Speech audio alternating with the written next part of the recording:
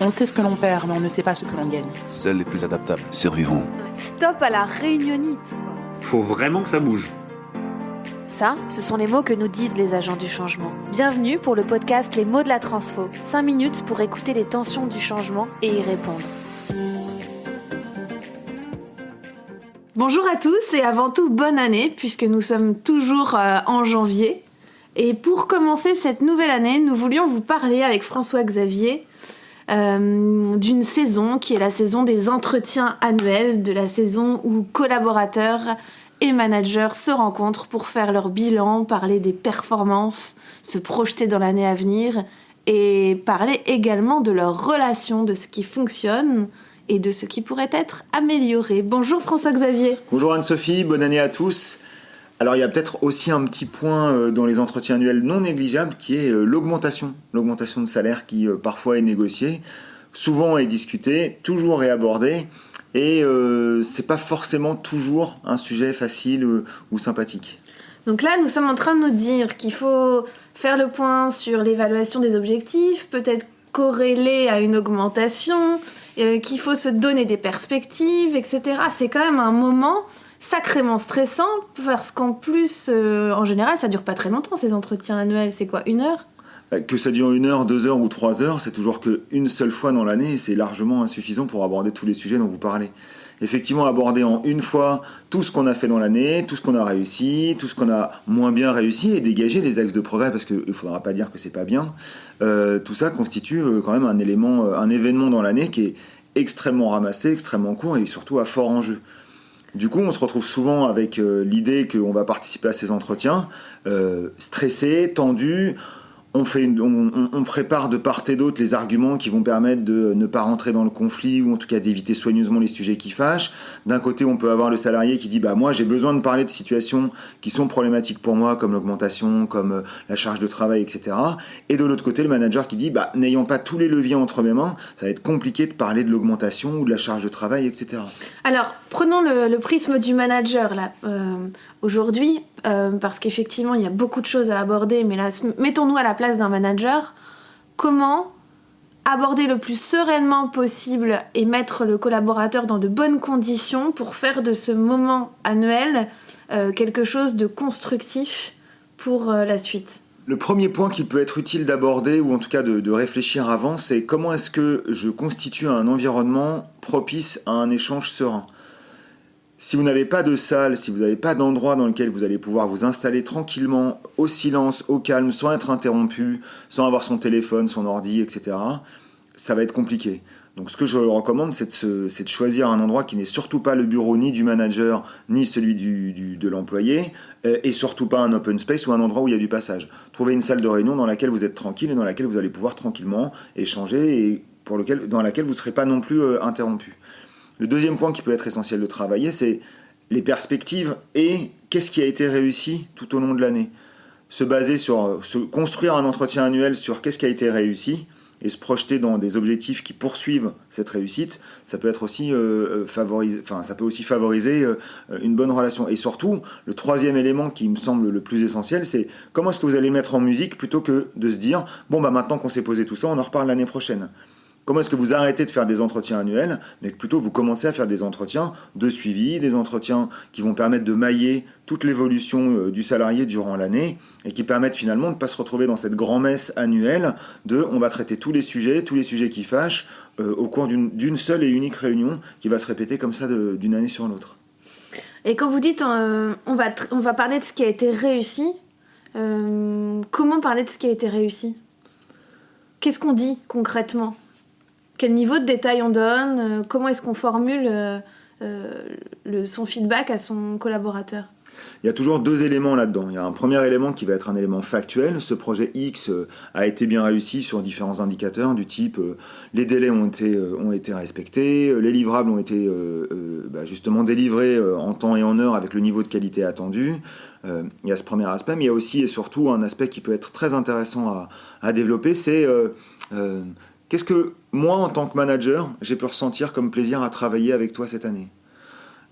finalement, on s'est retrouvé à différents moments dans des moments de stress où il fallait travailler un petit peu plus, dans des moments un peu pénibles, comme dernièrement les grèves où il a fallu s'ajuster par rapport au temps, à la présence, etc. Mais d'une manière générale, en tant que manager, j'ai eu du plaisir à travailler sur ces situations-là, etc. Et surtout pouvoir en dire, et ce qui m'a fait plaisir cette année, j'aimerais bien qu'on puisse le répercuter sur l'année prochaine. Comment est-ce qu'on se met en configuration dans notre relation pour que l'année prochaine, on puisse à nouveau travailler dans des aspects qui m'ont été favorables et qui m'ont été agréables sur l'année passée. Moi, mais et l'autre alors ? Mais justement, en parlant de soi, on laisse la place enfin à l'autre. Plutôt que de dire « tu n'as pas été comme ci, tu n'as pas été comme ça, tu aurais dû faire ci, tu aurais dû faire ça », c'est quand même beaucoup plus égalitaire, en tout cas propice à un dialogue de qualité, que dire « quand il s'est passé ça, voilà ce que moi ça m'a fait, et toi ». Et du coup, on arrête d'être dans des projections l'un sur l'autre. Si je dis à mon salarié « quand tu as pu te débrouiller pendant les grèves, j'ai particulièrement apprécié et j'imagine que ça n'a pas dû être facile ». Ça permet à l'autre de me répondre sur la difficulté qu'il a pu avoir à s'organiser et non pas sur le fait de toi en tant que manager, tu aurais pu faire ci, tu aurais pu faire ça. Donc François-Xavier, vous bousculez l'idée reçue qui est de dire le manager doit d'abord laisser son collaborateur s'exprimer en lui posant une question très ouverte de type quel est ton bilan sur l'année, quelles sont tes perspectives pour l'année prochaine. Vous invitez le manager à d'abord s'exprimer. J'invite effectivement le manager à s'exprimer, mais surtout à créer un dialogue. Il ne s'agit pas de faire un petit peu comme si on grille un feu rouge et un flic nous arrête et nous dit « Vous savez pourquoi je vous arrête ?»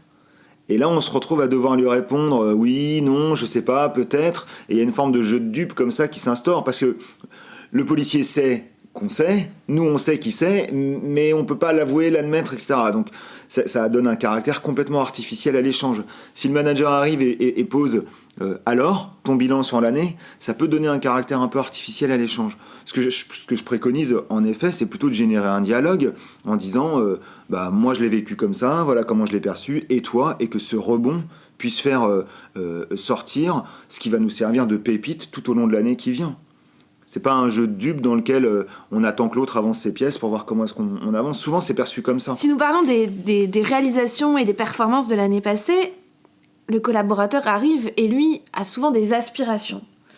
Or, on dit parfois que ce moment n'est pas le lieu de la négociation sur l'augmentation, mais néanmoins le sujet va être abordé. Le manager est un peu entre deux guets. Comment est-ce qu'il peut réagir pour à la fois affirmer une posture de manager et tout autant en respectant aussi les process de l'organisation. Le manager, effectivement, a le cul entre deux chaises, comme on dit dans le monde du management. Il a d'abord la vocation à mobiliser, à rémunérer, à faire en sorte que son salarié soit motivé et ait envie de travailler dans les meilleures conditions. Et en même temps, il est aussi un agent de l'organisation, dans le sens où c'est lui qui est censé et c'est lui qui a le rôle de faire appliquer la norme que l'organisation dicte. Donc cette difficulté-là, elle se retrouve dans l'entretien annuel de manière inéluctable. Pourquoi ? Parce que l'organisation n'étant pas présente dans cet entretien, c'est le manager qui est obligé sans arrêt de jongler entre ces deux postures en même temps qu'il est en train de faire l'entretien.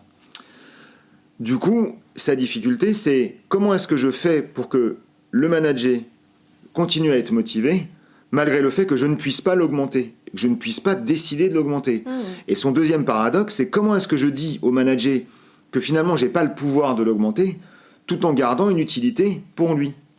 Parce que le manager va pouvoir lui répondre, écoute, si tu peux pas m'augmenter, tu sers à rien, je vais aller voir directement au-dessus. Une des façons de pouvoir traiter cette ambiguïté, ou en tout cas ce paradoxe, c'est d'expliquer au manager qu'est-ce que l'organisation a besoin pour pouvoir décider si oui ou non il y aura une augmentation.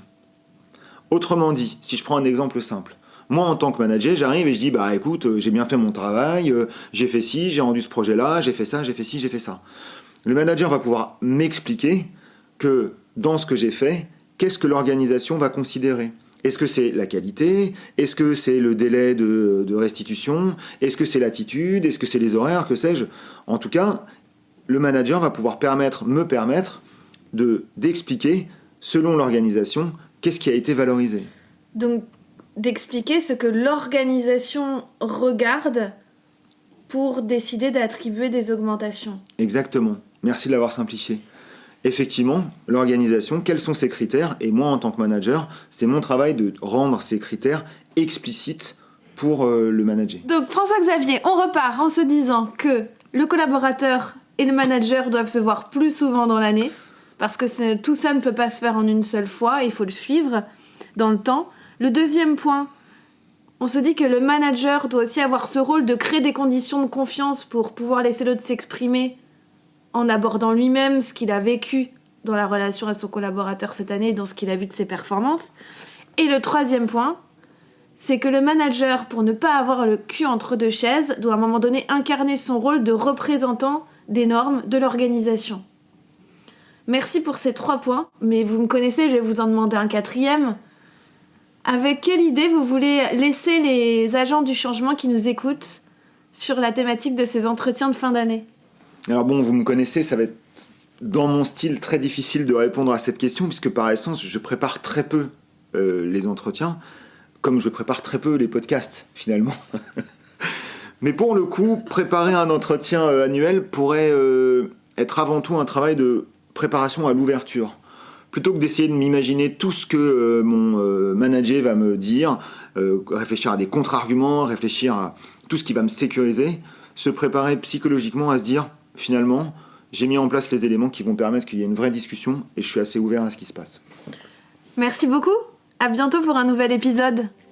Pour plus d'informations, consultez notre site internet www.verticil.fr ou notre page LinkedIn Verticil Conseil.